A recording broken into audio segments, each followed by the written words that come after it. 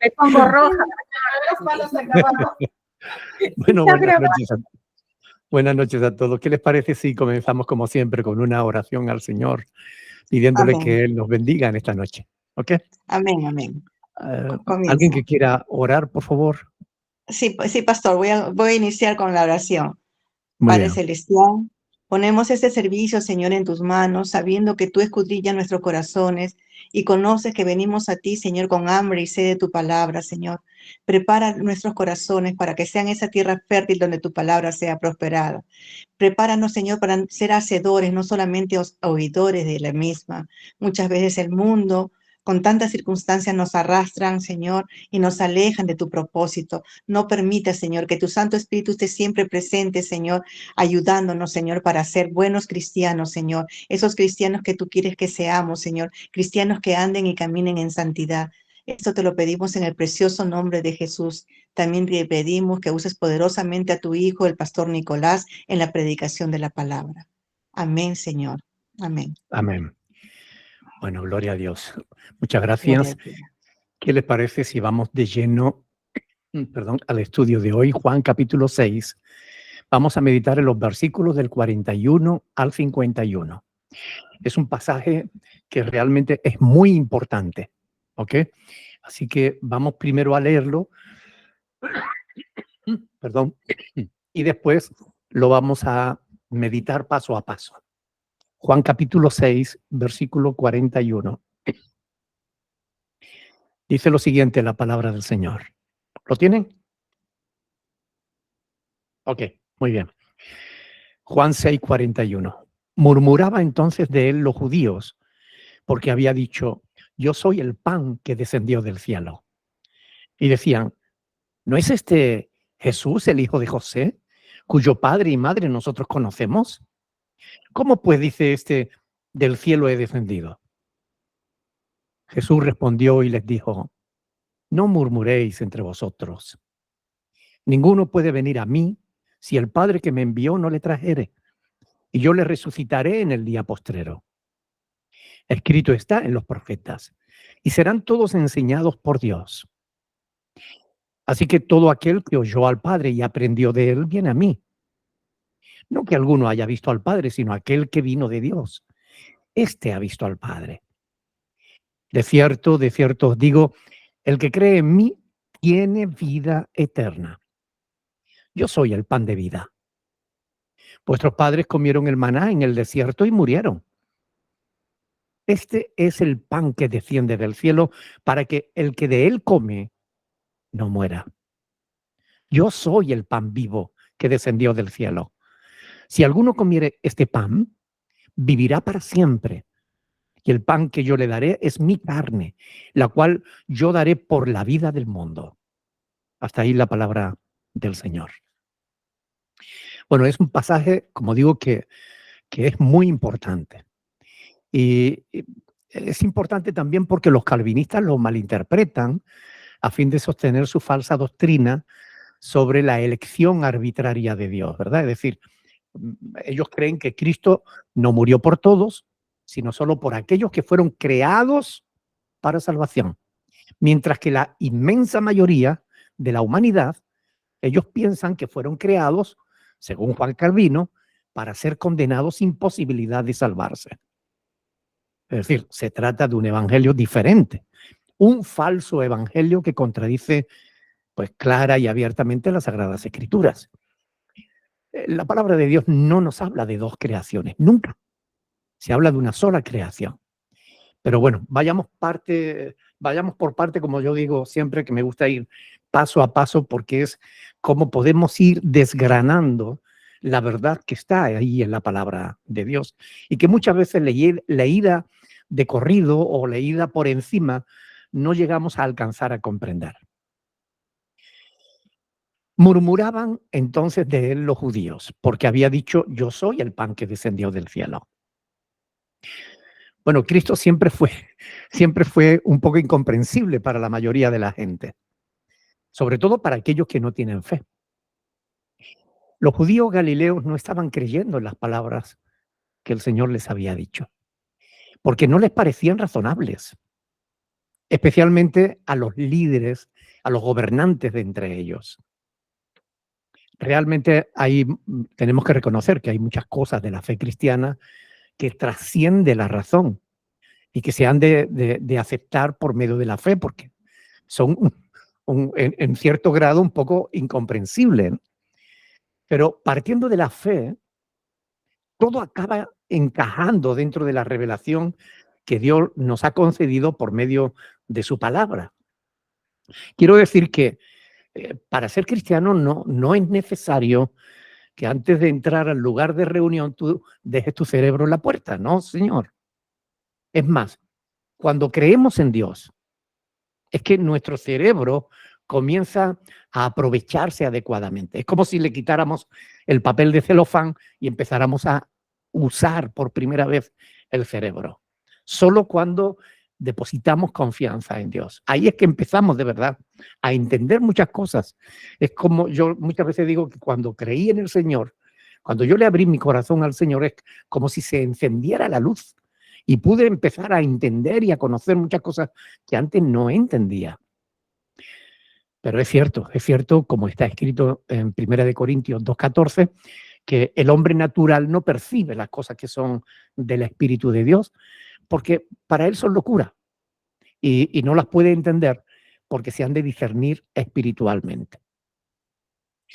Aquellas personas no podían aceptar lo que Jesús les estaba diciendo. Cristo les estaba diciendo, yo soy Dios, que he descendido del cielo.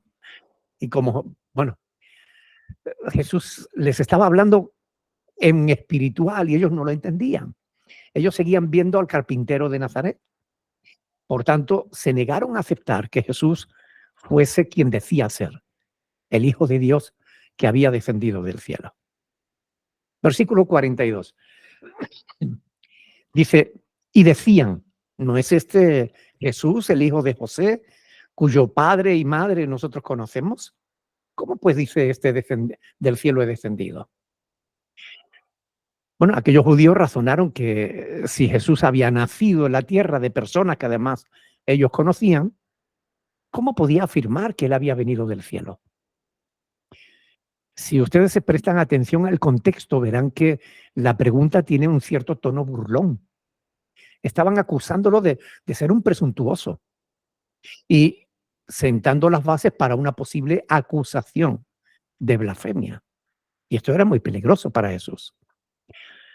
Si no entendían las palabras del Señor, podían haber preguntado amablemente. Yo estoy seguro de que si lo hubieran hecho con una buena actitud, Jesús les hubiera respondido todas las preguntas que ellos hubieran tenido. Pero las preguntas que ellos hicieron fueron malintencionadas. Por eso Jesús no las respondió como ellos esperaban. Hubiera sido en vano también porque estaban cerrados, no hubieran entendido, no querían creer. Ellos creían que ya ellos tenían la verdad y que Jesús estaba equivocado. Y es evidente que no tenían en cuenta la preexistencia del Hijo de Dios. Pre significa antes, que Cristo ya existía antes de haber nacido de María. Antes de nacer de María, Jesús ya existía en la eternidad. En Filipenses capítulo 2, versículos del 6 al 7, ¿podemos ir a verlo? Filipenses capítulo 2, versículos 6 y 7, dice lo siguiente. Estando Filipenses 2, estoy leyendo en otro lado, aquí. El cual, siendo en forma de Dios, no estimó el ser igual a Dios como cosa a que aferrarse, sino que se despojó a sí mismo, tomando forma de siervo, hecho semejante a los hombres. Repito, él existía ya en forma de Dios y no estimó el ser igual a Dios como algo a lo que agarrarse, sino que se despojó a sí mismo, tomando forma de siervo, hecho semejante a los hombres. De modo que Jesús sí que procedía del cielo, aunque ellos no lo hubieran entendido. De allí, del cielo, fue enviado por el Padre con una misión a fin de dar su vida en rescate por todos los pecadores. Es decir, por mí. Y no sé si por vosotros. Vosotros sois pecadores, pues también. Por aquellos que se creen justos, no. Él dio su vida por todos. Pero hay gente que cree que no lo necesitan porque se creen suficientemente justos, ¿no? Ahora, miren, Mateo 10:40, Marcos 9:37, Lucas 4:18, Lucas 9:48, Juan 1:33, Juan 4:34, Juan 5:24, Juan 5:30, del 36 al 37, Juan 6:38, 40, 48, 57, y sigue y sigue y sigue una larga lista de textos que enseñan que Cristo es el Hijo de Dios enviado por el Padre Celestial para salvar a los pecadores, de los cuales yo soy el primero. Es decir, en todos esos pasajes se dice que realmente Cristo es el enviado de Dios, el que descendió del cielo. Ahora bien, al respecto de este texto, es necesario citar otro pasaje para que entendamos bien aquello de que Jesús era hijo de José. Vayamos a Mateo capítulo 1, versículo 16. Porque ustedes y yo sabemos que José no engendró a Jesús, ¿verdad? Pero por eso dice Mateo capítulo 1, versículo 16, dice, y Jacob engendró a José, marido de María, de la cual nació Jesús, llamado el Cristo. Repito, y Jacob engendró a José, marido de María, de la cual nació Jesús, llamado el Cristo. Es decir, ahí se afirma que Jesús nació de María, pero no se dice que naciera de José. Y esto significa que Jesús en realidad era hijo de José, pero solo hijo adoptivo. Todos sabemos que no fue engendrado por José, sino por el Espíritu Santo de Dios. Así que sí, Jesús, aun habiendo nacido de María, descendió del cielo, porque fue engendrado por el Espíritu Santo. Aunque los galileos no lo entendiesen, como mucha gente no lo entienden hoy en día todavía, ¿verdad? Pero Jesús descendió del cielo. Versículo 43. Jesús respondió y les dijo, no murmuréis entre vosotros. Y si algo queda claro con esta frase, es que al Señor no le agrada la murmuración. La murmuración es un pecado que da origen a otros muchos pecados. Es decir, la mentira, el falso testimonio, las divisiones, bueno, el hacer daño a la obra de Dios. Dios siempre condenó la murmuración. Lo vemos en el libro de Éxodo, cuando el pueblo murmuró contra Moisés y contra Dios, porque tuvo sed en medio del desierto. Lo pueden ver en Éxodo 17:3. Lo vemos también cuando los 10 espías que fueron, ustedes saben que Moisés envió 12 espías para que vieran la tierra prometida, a ver si era verdad que en esa tierra prometida fluía la leche y la miel. Y vemos que 10 de los espías, bueno, pues murmuraron, hablaron mal de la tierra prometida. Y bueno, Dios los castigó de manera que no pudieron gozar de ella. Lo pueden ver en Números 13. También cuando los hijos de Coré, los hijos de Izar y de Datán y Abiram, hijos de Eliab, murmuraron y conspiraron contra Moisés y contra Aarón. Y Dios los castigó y fueron tragados vivos por la tierra. Lo pueden ver en Números capítulo 16. Eso sin contar con los 14,700 que murieron por murmurar contra Moisés y Aarón, por aquellos que habían tragado la tierra. A Dios no le agrada la murmuración. Vemos que no lo soporta. Cuando María y Aarón hablaron mal contra Moisés a causa de la mujer cusita que había tomado, la ira de Dios se encendió contra ellos y se apartó de ellos. Y la nube se apartó del tabernáculo y María quedó leprosa como la nieve. Lo pueden ver en Número 12. De manera que Dios castiga fuertemente la murmuración. Y es interesante destacar dos cosas en este suceso de María y Aarón. Primero, el hecho de que María es mencionada antes que Aarón, algo que era inusual en aquel tiempo, a menos que se mencione a María primero, la hermana de Moisés, por ser ella la instigadora de aquella murmuración, de aquella rebelión. También el hecho de que Aarón se dejase arrastrar por el pecado de la murmuración, a pesar de ser quien era. Él era un responsable de dirigir al pueblo de Dios junto con Moisés, un colaborador estrecho del siervo de Dios. Era su propio hermano, a pesar de lo cual acabó murmurando contra él. Es decir, Aarón traicionó a Moisés y al hacerlo, Dios consideró que lo estaba traicionando a él mismo. Por tanto, antes de ponerte a murmurar de alguien, piensa en todos y cada uno de estos casos en los que Dios castigó duramente el pecado de la murmuración. Si tienes algo que decir de alguien, es mucho mejor que hables con esa persona directamente. De ese modo, te asegura de que no estarás cometiendo el pecado de la murmuración. Ahora bien, esto no significa que los siervos de Dios no debamos ser cuestionados. Ojo, algunos falsos pastores condenan a todos aquellos que se atreven a enfrentarlos, a corregirlos por su mal proceder o por sus falsas doctrinas. Eso no es correcto. Hizo mal Moisés al tomar a aquella mujer cusita. Sí,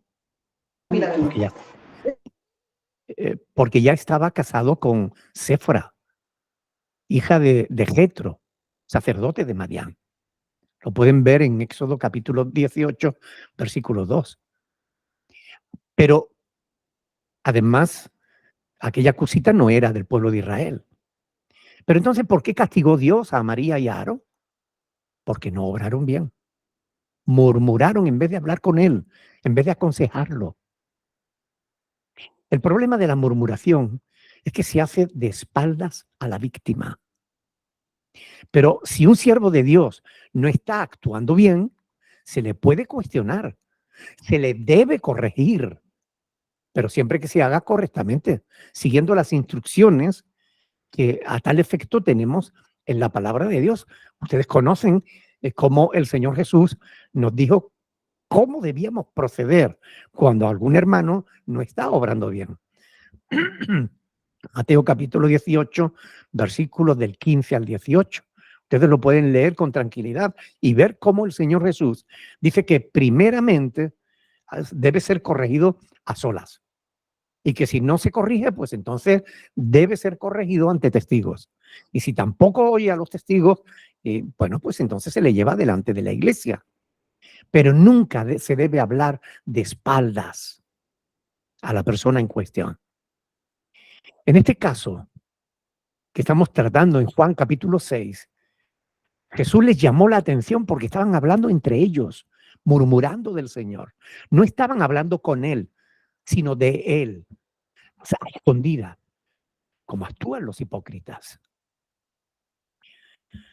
Versículo 44. Ninguno puede venir a mí si el Padre que me envió no le trajere, y yo le resucitaré en el día postrero. Bueno, es importante detenernos aquí, porque este texto es otro de esos pasajes que los calvinistas y reformados malinterpretan para defender su falsa doctrina. Te dicen, ¿ves? Solo aquellos a los que Dios escoge y envía a Cristo serán salvos. Nadie puede salvarse si no es elegido por Dios. Fíjense que un comentarista, hablando de este pasaje, dice, nadie puede creer en Jesús sin la ayuda de Dios. Hasta ahí el comentario. Sin embargo, la verdad es que Dios ha dado pruebas más que suficientes para que todo ser humano crea. A pesar de lo cual, pues el hombre sigue rechazando la verdad de la palabra de Dios en incredulidad. Como en muchas ocasiones digo, toda media verdad es una completa mentira. Así que descubramos la media verdad y la mentira completa.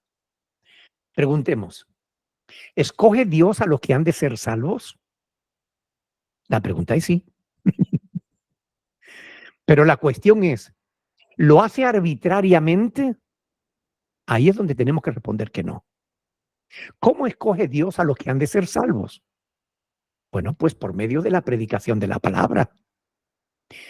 Recuerden que el Señor Jesús mandó predicar el evangelio a toda criatura y que el que creyese sería salvo y que el que rehusara creer se condenaría. Dios quiere que todos se salven, pero solo se salvarán aquellos que cumplan el requisito que Dios puso, que crean. De modo que la salvación es por medio de la fe en la palabra de Dios. Si tomamos el verso 44 y lo aislamos del resto de la Biblia, acabaremos como hacen los calvinistas, malinterpretando las palabras del Señor.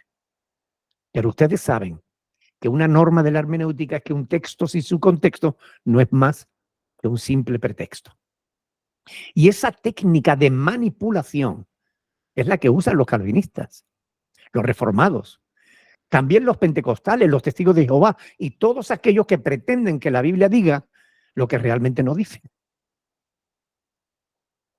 Recuerden lo que ya estudiamos en Juan capítulo 6, versículo 40. Vayamos un poquito para atrás. Juan 6, 40. Y esta es la voluntad del que me ha enviado, que todo aquel que ve al Hijo y cree en él, tenga vida eterna. Y yo le resucitaré en el día postrero. Fíjense qué cosa más hermosa. Qué manera más sencilla de decirnos Jesús cuál es el requisito para salvarse. Creer. Todo aquel que ve al Hijo de Dios y cree en él, tenga vida eterna. ¿Dónde está la clave para la salvación? En el creer. Y lo vamos a ver a continuación en lo que Jesús dice. Así que sigamos leyendo para que comprobemos qué es lo que Jesús realmente estaba enseñando en este versículo 44. Versículo 45. Escrito está en los profetas y serán todos enseñados por Dios. Bueno, esto habría que conocer a los profetas y habría que conocer un poco la cultura judía para entender bien este pasaje, pero no importa, yo solo les explico. ¿Qué significa esta frase? Bueno, en primer lugar, que Dios habla a través, por medio de su palabra, por medio de los profetas. Aunque Jesús estaba citando en esta frase, Jesús se estaba refiriendo, Alejandrina, gracias. Jesús se estaba refiriendo al profeta Isaías, que en el capítulo 54, versículo 13, habla sobre la escatología bíblica, es decir, sobre el tiempo del fin, y más concretamente sobre los hijos de Dios. Pero que el Señor Jesús usa ese pasaje y amplía la aplicación de ese pasaje e incluye a todo el mundo, no solo a los judíos, no solo al pueblo de Israel. Todo el mundo acabará sabiendo de Dios por medio de la creación, por medio de los profetas, por medio de los apóstoles, por medio del Hijo de Dios, por medio de la palabra de Dios. Dios, habiendo hablado muchas veces y de muchas maneras en otro tiempo a los padres por los profetas, en estos posteriores días nos ha hablado por el Hijo. Es decir, Dios de alguna manera va a hablar al ser humano. Y dice, así que todo el que oyó al Padre, oyó se traduce del término griego akouo, que significa oír, entender, escuchar, hablar, llegar a oídos de, obedecer y oír, hablar, oyente. Todos esos significados tiene esta palabra. Por eso, así que dice, todo aquel que oyó al Padre, todo aquel que obedeció al Padre, todo aquel que entendió al Padre. Así que hay que oír a Dios. Dios nos habla por medio de su palabra. Y hay que obedecer a Dios. Ahora, ¿qué es lo que Dios pide del ser humano? Bueno, ya lo hemos visto, que crea. Lo hemos visto en el versículo 40, Juan 6, 40. todo aquel que vea al Hijo de Dios y cree en él tenga vida eterna. Recuerden también el objetivo de este evangelio. En el capítulo 20, versículo del 30 al 31, cuando Juan está hablando del por qué escribe este evangelio, él habla de las cosas que hizo Jesús, muchas señales, tantas que si se escribieran todas no cabrían en los libros del mundo, etcétera. Dice, pero estas se han escrito para que creáis y para que creyendo tengáis vida eterna, vida en su nombre. Así que el Señor Jesús sigue diciendo, así que todo aquel que oyó al Padre y aprendió de él, viene a mí. Aprendió se traduce del texto, del término griego mandsano, mand con M-A-N-D, mandsano, que significa saber, estudiar, aprender. Es decir, no basta con oír a Dios. Una cosa es ser oidores y otra muy distinta, aprender, entender, creer, obedecer. Porque para aprender hay que recibir la enseñanza, hay que aceptarla. De oidores hay que pasar a hacedores de la palabra. Así que párate un momento y pregúntate, ¿tú eres un oidor o un hacedor de la Escritura? ¿Eres de los que obedecen o solamente oyen las palabras del Señor? Conozco personas que llevan muchos años en la iglesia y nunca han aprendido nada. Son simples oidores. Ahora, ¿qué dice Santiago? ¿Recuerdan? No sean hacedores de la palabra, no tan solamente oidores, engañándoos a vosotros mismos. Santiago 1:22. Y serán todos, dice el Señor en Juan capítulo 6, dice, y serán todos enseñados por Dios. Así que todo aquel que oyó al Padre y aprendió de él, viene a mí. De modo que lo que Jesús está diciendo es que aquellos que oyen la palabra de Dios, la creen, la obedecen y aprenden, estos son los que el Padre envía a Cristo para salvación. En otras palabras, el que oye a Dios y le cree son los que se salvan. Y esto concuerda con toda la doctrina cristiana del Nuevo Testamento. Es más, no encontrarán ni un solo texto en toda la Biblia, no le digo ya en el Nuevo Testamento, en toda la Biblia, no encontrarán un solo pasaje de la Escritura que desligue la salvación de la fe. Ni en el Antiguo ni en el Nuevo Testamento. Hay multitud de pasajes que demuestran que Dios exige fe a aquel que desee salvarse. Solamente aquellos que son obedientes a la voluntad de Dios, tal y como está revelada en las Sagradas Escrituras, pueden venir a Cristo. ¿Y qué es lo que pide el Padre Celestial? Nos pide justamente eso, que creamos en su Hijo Jesucristo. No olvidemos Juan 6 del 28 al 29, ¿recuerdan? Ya lo hemos estudiado. Entonces dijeron, ¿qué debemos hacer para poner en práctica las obras de Dios? Y Jesús respondió y dijo, esta es la obra de Dios. Es decir, esto es lo que Dios demanda, que creáis en el que Él ha enviado. Fíjense qué sencillo. No es nada complicado. Son los hombres los que con sus filosofías humanas, con sus raciocinios, se complican la vida. Cuando la palabra de Dios es sencilla, como está escrito, mas a todos los que le recibieron, a los que creen en su nombre, les dio la potestad de ser hecho hijo de Dios. Ustedes conocen Juan 1:12. Y el que en él cree no es condenado, pero el que no cree ya ha sido condenado, porque no ha creído en el nombre del unigénito Hijo de Dios. Juan 3:18. Es decir, en ninguno de esos pasajes se habla de que Dios creó a unos salvos y a otros condenados. En ninguno. Eso no lo va a encontrar en toda la Biblia. Nadie se hace calvinista ni nadie se hace reformado estudiando la Biblia. Los calvinistas afirman que la salvación no demanda ninguna acción de parte del hombre. Sin embargo, todos estos pasajes que acabo de citarle están demandando que el hombre crea la palabra de Dios, que deposite fe en Cristo y en su obra en la cruz del Calvario, si es que desea salvarse. Entonces, ellos afirman que la iniciativa es de Dios. Yo digo amén, porque es Dios quien toma la iniciativa, haciendo llegar hasta nosotros el mensaje. Pero después, nuestra responsabilidad es qué vamos a hacer con ese mensaje. ¿Lo vamos a creer o vamos a rehusar creerlo? Así que este texto de Juan 6, 44, 45, no nos dice lo que los calvinistas afirman, sino lo que dice todo el Nuevo Testamento, que el que se quiera salvar debe creer en el Evangelio. Y esto queda claramente demostrado en los versículos que vamos a ver a continuación. Versículo 46. No que alguno haya visto al Padre, sino aquel que vino de Dios. Este ha visto al Padre. Jesús afirma que nadie mejor que Él para saber de lo que está hablando. Porque Él ha visto al Padre cara a cara. De hecho, Él y el Padre son uno. ¿No lo dice así en Juan 10:30? Lo veremos cuando lleguemos a esa parte del Evangelio. Versículo 47.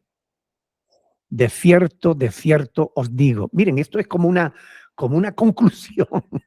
De cierto os digo, el que cree en mí tiene vida eterna. No hay acepción de personas. Dios no creó a unos para condenarlos y a otros para salvarlos. No es cierto, la Biblia no habla de eso. Dios quiere que todos sean salvos.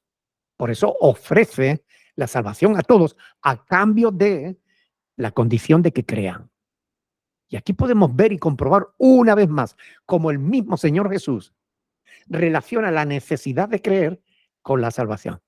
El mismo Señor Jesús afirma que Juan Calvino estaba equivocado y que todos los calvinistas y todos los reformados que dicen otra cosa están predicando un evangelio diferente, por lo cual quedan en anatemas, es decir, bajo la maldición de Dios. Y lo dice el apóstol Pablo en Gálatas capítulo 1 del 8 al 10, que todo el que predique un evangelio diferente queda bajo anatema. Quien cree se salva, hermanos. Quien no cree no se salva. Así de simple. Ese es el evangelio de Cristo, el evangelio bíblico. Lo demás son falsas doctrinas y tonterías de los hombres. ¿Está claro o no? Es interesante señalar que los eruditos en las lenguas bíblicas afirman que la palabra cree en este versículo 47 es pisteuo, que significa no creer un momento y ya está. No. Significa el que sigue creyendo. Es decir, no el que cree, sino el que se mantiene creyendo. Por aquello de que dijo el Señor Jesús en Mateo 24:13, ¿no? De que el que persevere hasta el fin, ese será salvo. Recuerden que la salvación es una promesa de Dios para los que creemos. Y nosotros la creemos firmemente. Por eso estamos seguros de que si cerramos nuestros ojos aquí, los abriremos en la presencia de Dios. Pero siempre que estemos en fe, que mantengamos la fe, que estemos firmes en la fe. ¿Ok? Versículo 48. Yo soy el pan de vida, dice el Señor. Vuestros padres comieron el maná en el desierto y murieron. Este es el pan que desciende del cielo para que el que de él come no muera.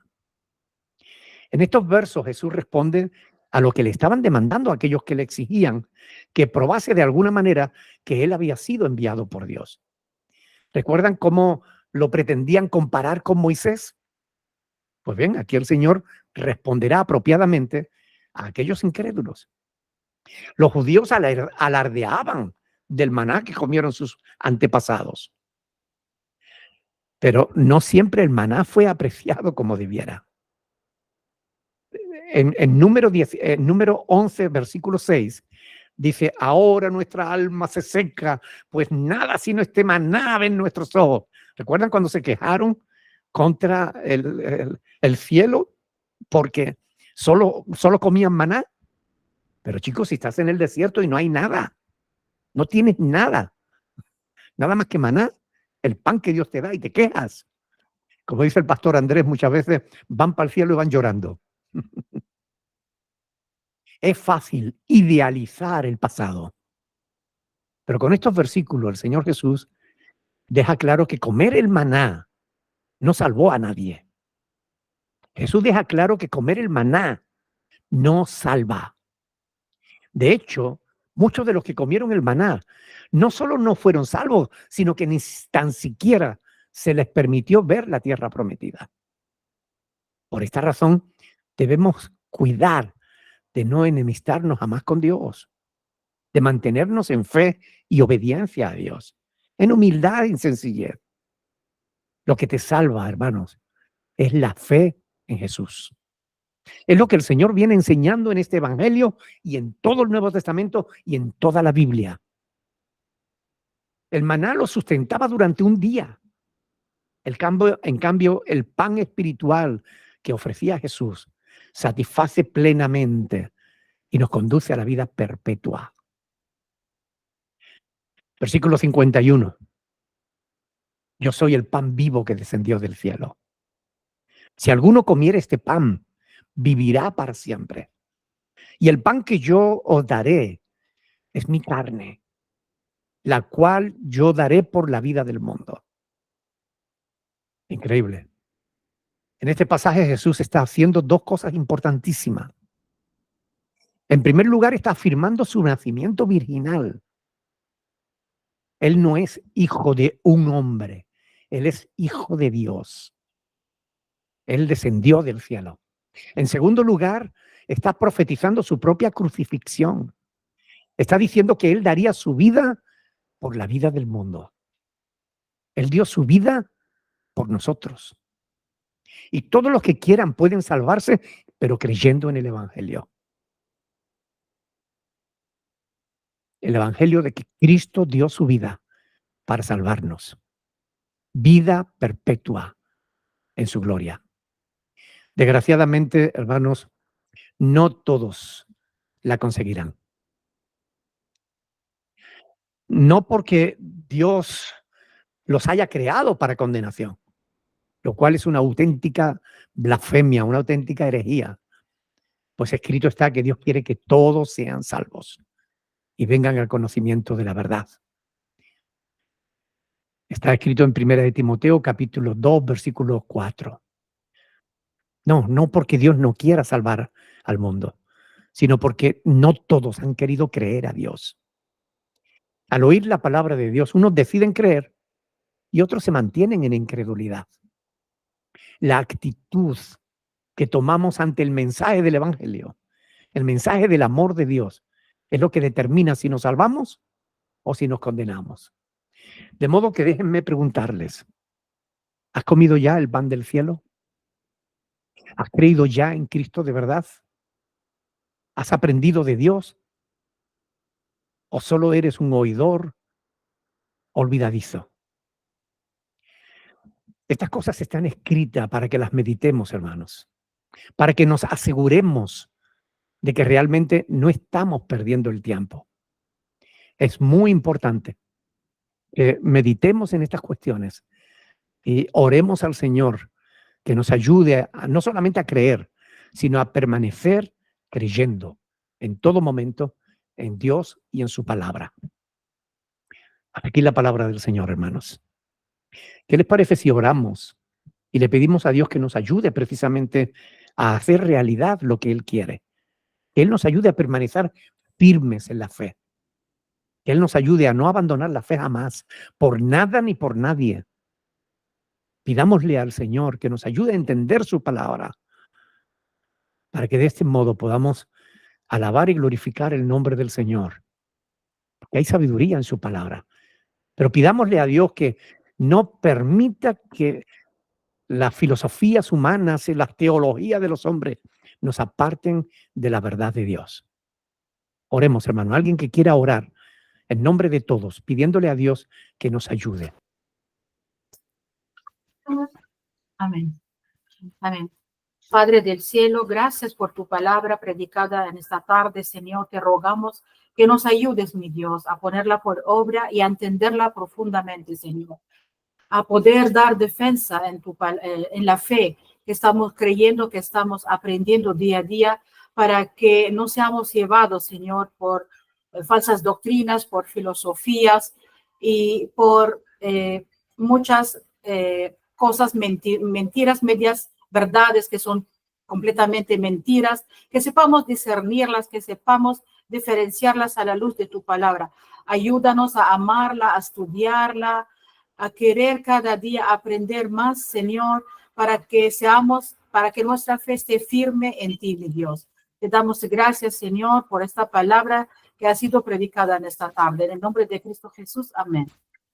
Amén. Amén. Muy bien, gracias hermanos por vuestra paciencia. Ahora terminaremos esta grabación y si hay preguntas, tenemos la oportunidad de poder hacerlas.